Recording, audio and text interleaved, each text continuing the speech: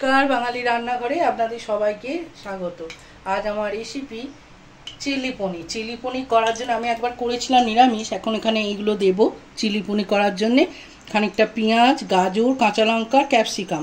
প্রথমে আমি পেঁয়াজগুলোকে ছেড়ে দিলাম। পেঁয়াজ, কাঁচা লঙ্কা আর গাজরটা আমি প্রথমে একটু ভেজে নেব। পেঁয়াজ আর গাজর আমার এরকম ভাজা হয়ে গেছে। এখন আমি দেবো ক্যাপসিকামগুলো দিয়ে দিলাম, আর দেবো একটা ছোট টমেটো। এটা আমি এখন এর মধ্যে দিয়ে আমি আর একটু ভাজবো। আমার চিলি পনির করার জন্য এটা আমার ভাজা হয়ে গেল। এখন একটা মশলা আমি তৈরি করে রেখেছি। মশলা বলতে এটা আপনার টমেটো কেচাপ দিয়েছি, আর দিয়েছি অল্প লঙ্কা গুঁড়ো, আর অল্প একটু চিনি, অল্প একটু হলুদ, আর অল্প একটুখানি চিনি। এটা দিয়ে একটা এরকম পেস্ট বানিয়ে রেখেছি। আর 2 চামচে দিয়েছি সোয়া সস। এখন আমি এটা পুরো এর মধ্যে দিয়ে দেবো।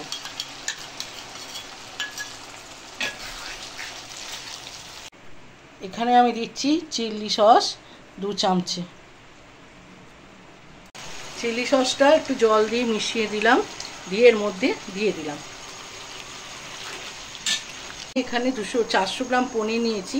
পনিরটা সব দিয়ে দেবো, দিয়ে একটু ফুটিয়ে নেব চাপা দিয়ে। 5 মিনিট মতন ঢাকা চাপা দিয়ে একটু রান্না হতে দেবো। পর আবার ফিরে এলাম। আমার সম্পূর্ণ রেডি হয়ে গেছে চিলি পনির। আপনারা রেসিপিটি এইভাবে একবার বানিয়ে খেয়ে দেখবেন, খুব ভালো লাগে। যদি ভালো লাগে একটা লাইক, শেয়ার আর কমেন্টের জন্য অনুরোধ রইল।